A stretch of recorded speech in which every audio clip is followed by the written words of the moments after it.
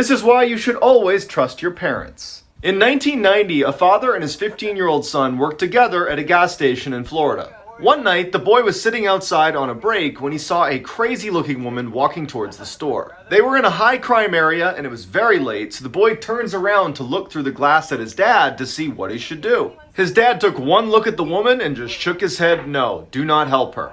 The woman walks up to the boy and says, "Hey, my car's broken down, can you give me a ride?" Before the boy can answer, his dad bursts outside and says, "You need to leave here immediately." Angrily, the woman turns and leaves, cussing them both out the whole way. 1 year later, the boy's in his room at home when his dad calls from the other room and says, "You gotta come in here and look at the TV."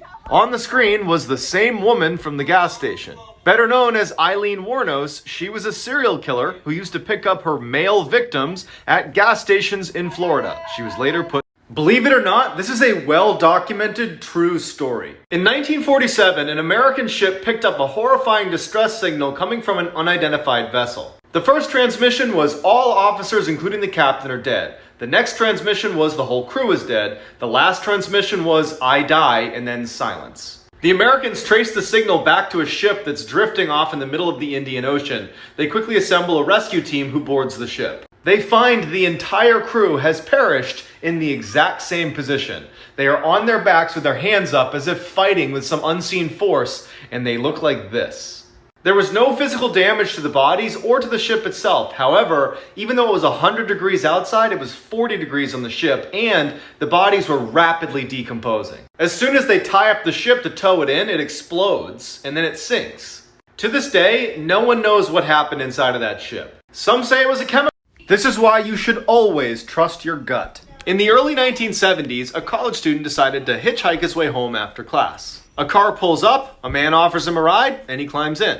As soon as the car started moving, the student felt totally uneasy, like something was wrong but he couldn't quite place it. Without saying anything, he waited till the next time they slowed down and he flung the door open and ran away.